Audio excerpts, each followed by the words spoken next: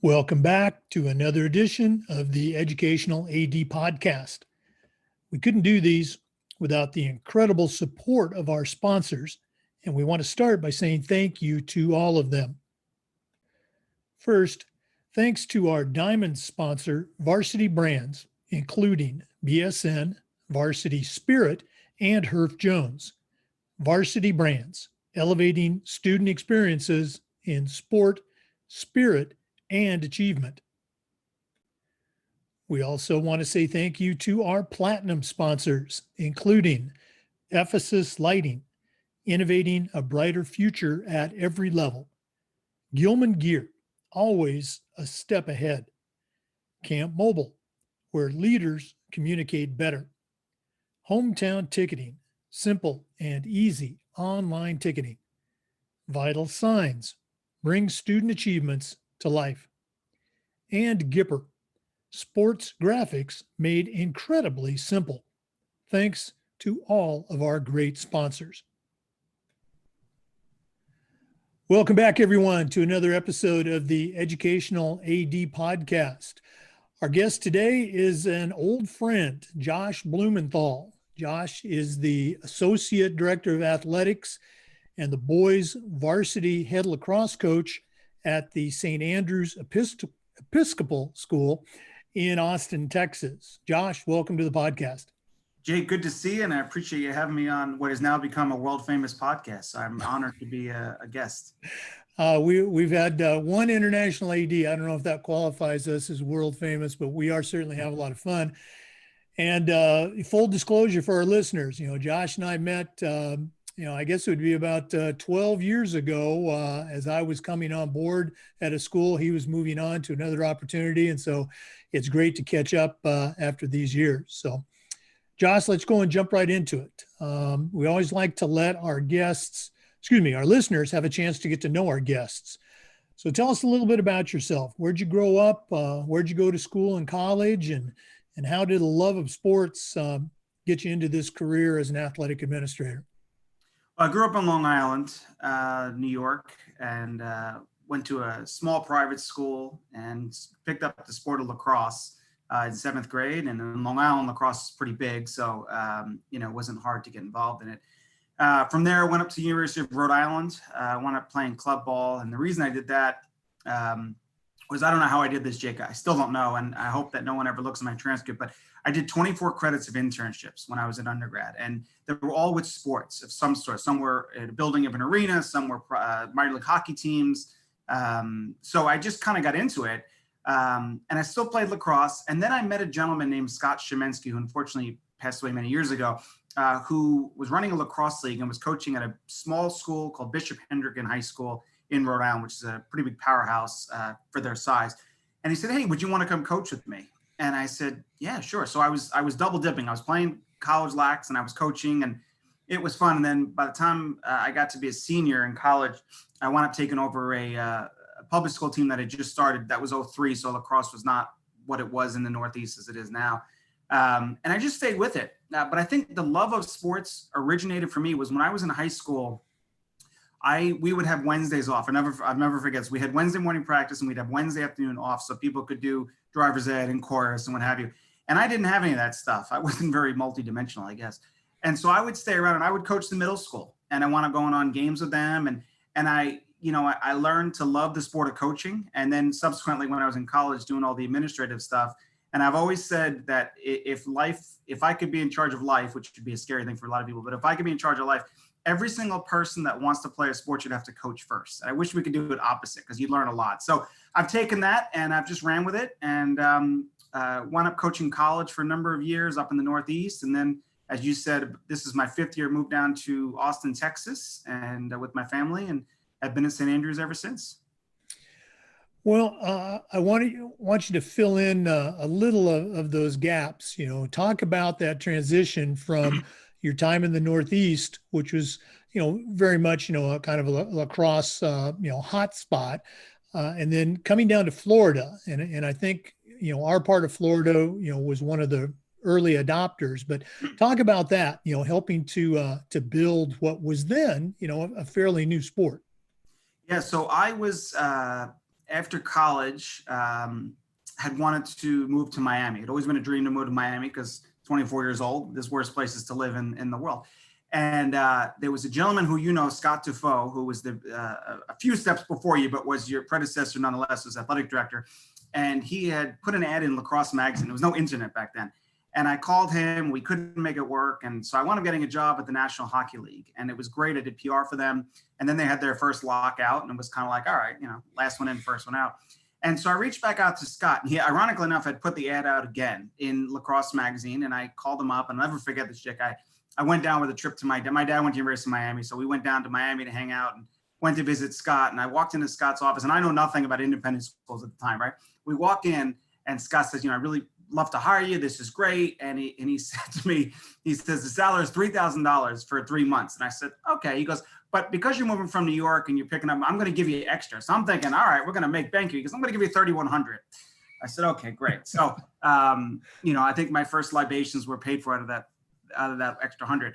But I came down and started at Palmer just as a lacrosse coach. And I honestly thought I'd be a 24, 25-year-old kid in South Beach for 3 months, and then I'd get a bar back job or something, and wound up getting hired on to be a journalism teacher and then summer camp director. And you know how independent school was, you wear a lot of hats. But lacrosse was great. We were able to take a team that was fledgling at best and build it up. We added, right before you got there, we added the girls side of it as well, and they went on to have great success.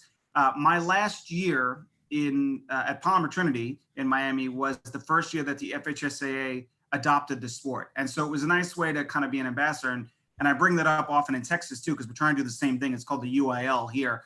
We're trying to do the same thing. So it was great to be an ambassador. And you don't know this story, Jake, but I'm going to share this with you. I'm very nostalgic, more than probably I let on.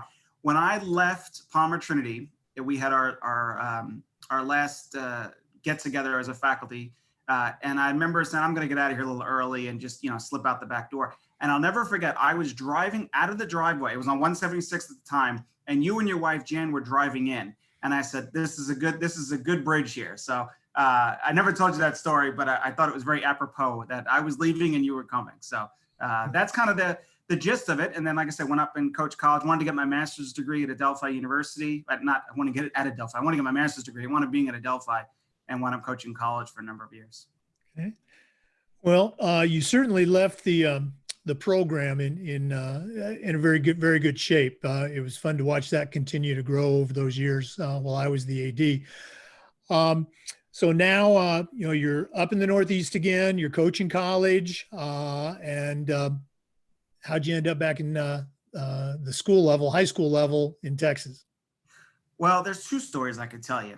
The one story is the fact that we at the time had our newborn son and I was on the road recruiting all the time. And it just, it's the life of a college coach, as you know, from doing it, you're just on the road, and it's probably only gotten worse. You just at every tournament.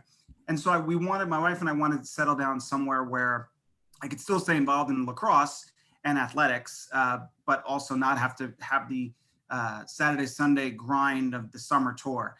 So that's the main reason. The subsequent reason, which is still important to me, is that it also didn't hurt that my last winter in Boston was 2015, my last winter coaching, and it was the snowiest winter in the history of Boston at 140 inches. And the last snow melted in July in Springfield, Massachusetts. So I said, I got to get the heck away from this weather. So it was the weather and it was a job. And depending on the day, one is more important than the other these days. Well, I know that you've done some great things there at St. Andrew's Episcopal. Before we get into that, in our profession, we always talk about the importance of leadership and mentoring that next generation. So I'm curious, who are some of the important mentors for you, either growing up or that you've worked with? I know you mentioned a couple, but the expression I like to use is, whose voice do you still hear in your head when you go out and talk to your coaches or your kids? I would say, I had read up on this question earlier, and it's such a great question because it makes me be a little, not to the aforementioned nostalgia, but really makes me sit back and think. And I think that there are four people that really rise to the top for me. Scott Sheminsky, who I previously mentioned, was the first person that ever introduced me to coaching. And unfortunately, he passed, but I still hear his voice in my head often. Ironically enough, his initials were SAS, and I work at SAS. So it's either coincidence or meant to be. Who knows, right? But he's number one. Number two is my high school coach, this guy named Gordon Purdy, who, ironically enough, came down to Palmer a couple years and did a clinic for us. And is the head coach at Adelphi now. We talk probably once a week, run things by each other. He was the subject of my college essay for college, and was the best man at my wedding. So he's someone that I think of often. And then more close to home, two people that I work with now, Sean Murphy, who was previously our head of school, not at the same time, but our head of school at Palmer, is the head of school here. And he has been a great mentor for me. And then my athletic director, Jeff McCrary, has found a way to be somewhere between a boss and a friend. And we don't ever blur the lines, but it is so great to get his feedback and his advice and his candor, to be real honest with you. So I would say those four, and I think to be politically correct and just be a good Jewish son, my parents as well would come into that mix. But from a sports standpoint, those four individuals. Oh yeah, you got to mention your parents, but I just find it so interesting to hear about the individuals that impacted everyone's life along the way. It just underlines that we didn't get here on our own. We had help. You've been at St. Andrews now for a few years, and again, I've been able to keep up a little bit with some of the things you're doing in promoting your school, promoting your teams, et cetera. And it's just fantastic to see some of the creativity. Share with our listeners, what are some of the things that you do at St. Andrews that you're particularly proud of, that you would say, hey, we do this better than, not that you're bragging, but this is me saying, you do this better than anybody else in Texas? I would say there's two things that come to mind. Number one is our social media. There's a organization down here called the Lone Star Christian Sports Network. It's not really religious. I don't really know why it's called that. There probably is a historic, but it's not. You don't necessarily have to be a religious school to be highlighted. And this year they came out with the rankings for the top podcasts and the top Twitter handles. And we were number 2 podcast. We do one called Horns Up for the Highlanders, but we were number 1 Twitter out of the entire state, out of 1,088 schools. We were number 1. So small little St. Andrews, what would be equivalent to a 1A, 2A in Florida. That was really special to me because we work really hard at that. The second thing that we do is I like to be an out-of-the-box thinker. So we do event marketing. And what I mean by that is, you have your rivalry games and you have your Friday night lights and you have all that stuff. And that's great. And that's going to draw. And that's an easy draw, especially your rivals. But we do these thing called Pack the House events. I stole the name from the Galloway School in Atlanta, but subsequently, and now years later, the Galloway School no longer does it. So I just say it's mine now. And what we do is we do different events. So we'll do a Dig Pink night, and we'll do this year. We have a press box that's a double-sided press box with 2 fields side by side. We were going to have a rock band concert for one of our boys and girls lacrosse games with a Jimi Hendrix style national anthem. And we do Diamond Day for baseball, where we do old school baseball and the kids get awards, and Pups at the Pitch, where people bring their dogs to the soccer field. So we do some really cool out of the box thinking, and we target it to games that may or may not get in attendance. But because we the way that we like to sell it, or the way that I like to sell it personally, is you went to a party and a soccer game broke out, and that's kind of our mantra. It's a fun, loose community, and let's go with that. And that wouldn't work everywhere in Texas, but it certainly works in Austin. I've seen your Pack the House tweets and on LinkedIn. That's very ironic, or maybe it was meant to be, that you got that from the Galloway School. I just got done working with their new AD, Keisha Brown. She got her CMAA, and she's probably going to be joining us on the national faculty. With your permission, I'm going to share that story that, hey, now that, Keisha, now that you're the AD, you might want to resurrect this great idea that actually started at Galloway. That's cool. Yeah, absolutely. Tell her thank you. What goes around comes around, right? Yeah, right. Let's go and jump into COVID. We've been talking to athletic directors across the country, and we've seen a variety of responses. We've seen some states that it's business as usual, no changes, no adjustments, no delays, we're playing. We've seen some states that have canceled sports. We've seen states that have moved the sports around to different seasons. even in Florida, we delayed for a month and then jumped into fall sports, but we've seen within that a variety of responses. So my question is, what's happening in Texas? What's happening, in Austin? What's happening, with your school as far as return to play as well as return to school academically? Well, I'll start with the latter part, the return to school. We are a K through 12 school on 2 different campuses. And so we started 3 weeks ago with the K through 5. Then we did 6 through 8. So lower school, middle school. Tomorrow is the first day for the high school, which is where I spend the majority of my time. So I think we're ready. We are certainly one of the later schools to go back, if not the latest school in Austin, at least in our wheelhouse anyway. There may be other ones that I don't know of. As far as sports go, we started virtual practices August 3rd, 4th, whatever the day was. And actually, we are back in action. We're getting ready to hopefully schedule some games here. Not going to be a ton of games, but scheduling some events as well. It's been a challenge, but I think it's made people, realize how great sports are. And, the little things that you get upset about on a normal basis, it's not that big of a deal. Just be able to play together is awesome. So it's been a challenge. We've had some interesting things come out of it, some things we've learned, some things actually now that we'll probably do different moving forward, once COVID is, knock on wood, behind us. And it's been really interesting. So the situation that we have, Jake, which is a little bit different. So Austin, I made a joke early on this that I'm, being in an Episcopal school, that I'm pretty sure in the Bible, it says that the apocalypse happens if Friday Night Lights in Texas doesn't take place. So football is very, very important. Not that it isn't other sports, but it's certainly that Friday Night Lights stigma is very true. I'm speaking to a football guy as well, so I'm sure you know that through and through. So the city of Austin is playing. St. Andrews is in a conference that is across the state of Texas. So it's in Houston, Dallas, Fort Worth, Austin, and one in Oklahoma. So what might be good in the Houston area isn't good in the Dallas area. So we're not having any league contests that counts. We're not having any tournaments or anything like that. So it's really just every school govern yourselves accordingly, which is a little different than the public school leagues and the TAPS, which is the other private school league that is much bigger conglomerate. But yeah, there's games going on, limited capacity. Been to a few college football games already in Texas. It's business as usual, just more ample parking than there would have been normally, I think. What's your feeling from, say, your parents, your fans, your stakeholders at St. Andrews as far as moving forward? Is it excitement? Is it confidence? Is it trepidation? What's the vibe? I think it's all of that. I think it depends on who you talk to.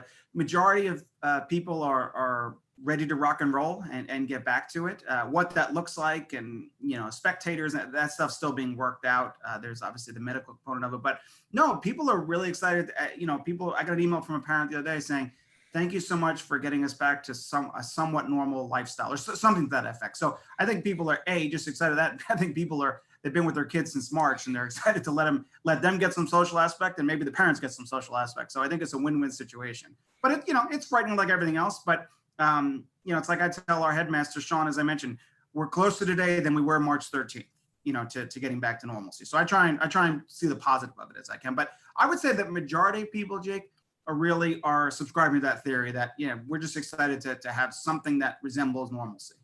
Oh, absolutely. And that's true all around. The parents are glad to get the kids out. The kids are glad to get out of the house. So all the best moving forward. Hope it continues to go well. Thank you. Another question we've been asking our athletic directors revolves around this idea of, social issues, social awareness. Last spring, in addition to COVID, we had, the tragic events in Minneapolis, Atlanta, just, a month or so ago, the same thing in Wisconsin. So my question is this, as an athletic director, what are some things that we can do better in this area, better with our kids, better with our coaches, better with our communities?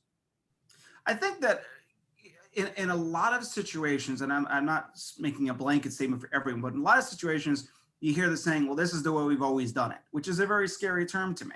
I don't like that term. I think the times are changing, regardless of what you just said, irrelevant of that. Coupled with that, it's even tougher.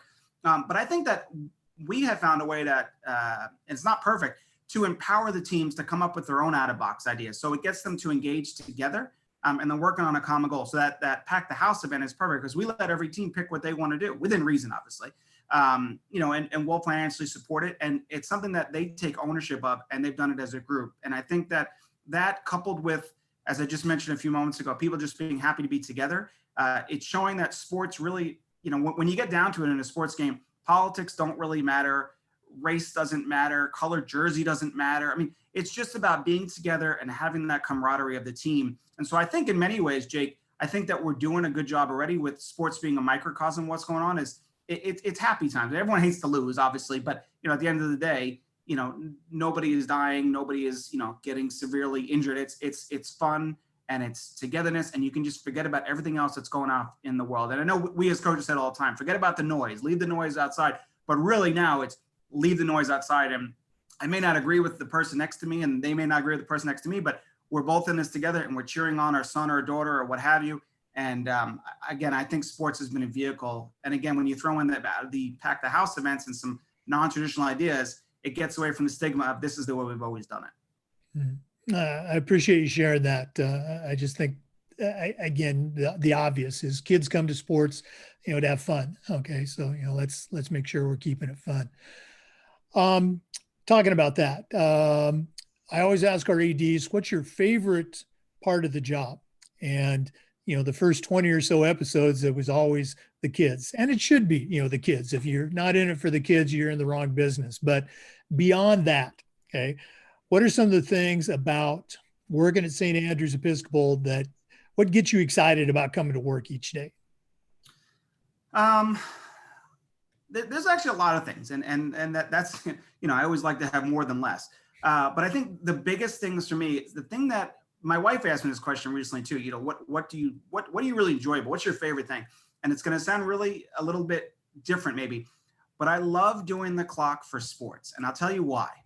The reason I love doing that, and I'll use field hockey just as an example, because that's usually the first sport that we start with every year. For whatever reason, that's the first event. We put so much time and effort into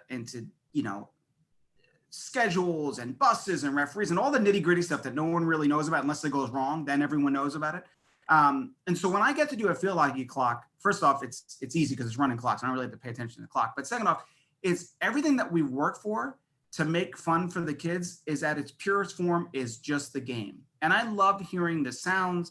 I love hearing the coaches. I love hearing the laughter of the kids together. I love hearing the frustration, not in a bad way, that they missed a shot.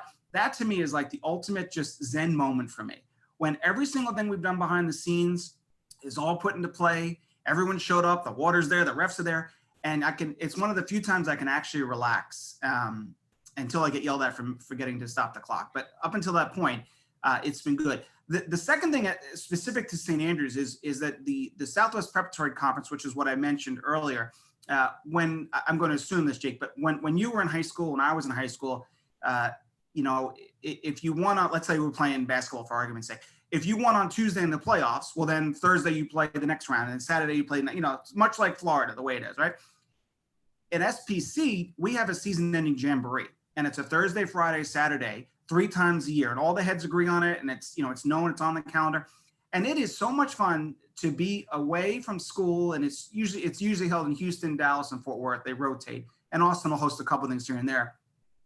And to be around your compadres, and you're competing, but you're really not. I mean, you're everyone's having fun and everyone plays. So it's it's not you're not a one and done. There's a left side of the bracket and the right side.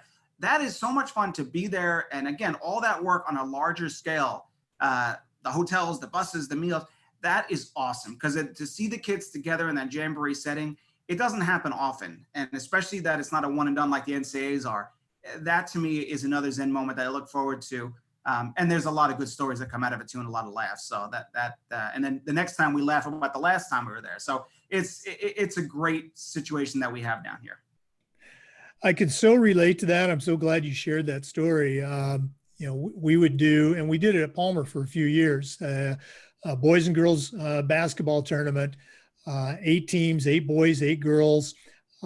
There's 3, you play 3 games. So Thursday, Friday, Saturday, first game's at 9, last game starts at 8. I mean, it's 3 days and you are all in. And all the other people that you mentioned that make an event work, the officials, the trainer, the people at the scoreboard, unless they don't show up and now you're running the clock. It is that, I think that's, the microcosm of what we do across the year, across the board. So thanks for sharing that. Sure. Josh, this has just been great, reconnecting. It's been a few years, but we're not quite done. We always like to wrap up with what I call the athletic director's toolbox. Now, you are an experienced athletic director. You've had some great success, but I'm tasking you right now with sending out a brand new AD on their very first job. But I'm only going to let you put 3 things in their toolbox. What 3 items are going to go in Josh Blumenthal's athletic director toolbox? This is a brand new AD, day 1 of the job? Yes, sir. Ticket to the Bahamas with no cell phone service. That's what I'm going to leave you. One-way ticket. I'm gonna tell you 3 things, and I'm gonna do it in order what I think is least important to most important. I'm gonna little sell the sizzle here. I think communication / organization is a huge component. Parents are busy. A lot of them are doctors and lawyers and teachers, and schedules for them change, and they're usually don't just have one child. So being ahead of the curve, I found that parents don't mind if things change as long as they know what's going on, and you accurately are letting them know, because they're busy, and unfortunately you got to change 5 different places, and it's always the one that you forget to change at the last second. But nonetheless, communication, organization, so that they can follow along, and they can also get excited too. I think that's number 1, or number 3, I should say. Number 2, flexibility. I mean, that is the name of the game. Athletics oftentimes has a stigma of being on an island and by other constituents in the school, and so I think the athletic director needs to know the other schedules going on in the school more than anybody else, to be able to, the COVID word is pivot. Everyone says pivot now. To be able to pivot, but to have flexibility. Things are going to come up. Weather's going to happen. Refs aren't going to show. You just mentioned the scoreboard operator doesn't show. You got to be flexible. And I always get nervous when things are working too well. I'm like, so I forgot something. But the last thing, and this is something that has helped me in every single aspect of my life and career thus far, is levity. Sense of humor is so important, because there's, we probably could stay on this, Jake, for hours just telling war stories of stuff that's happened to us and we've seen happen, and some we might cry about, but most of them will laugh about. And you think about it, you're with the trainers and the athletes and the coaches more than your family, and so they become an extension of your family. And so having a good camaraderie with them and being able to roll with the punches and laugh is just paramount, because if you take everything seriously, you're going to burn out real quickly. And so I probably laugh too much to a fault, but if that's the worst thing about me, then at least that's what I think anyway. Then I think that's a good thing. So those are my 3 in order of least important to most important. Oh, I think they're all important, and I can't agree with you more about the levity part. You got to be able to have fun. Sometimes you got to laugh to keep from crying. But appreciate you sharing all that. Josh, thank you so much again for being a guest. I know you've got a crazy busy schedule, but we appreciate you sharing your wisdom. I appreciate it, and best to you and your family, and hope all is on the up and up in Tallahassee these days. Life is good, my friend. To our listeners, thanks as always for tuning in. Come back again next time for another edition of the Educational AD. Thanks again for listening. Don't forget, these episodes are also available on the Educational AD YouTube channel. Go to YouTube and look for FIAAA Educate Athletic Director. Thanks again.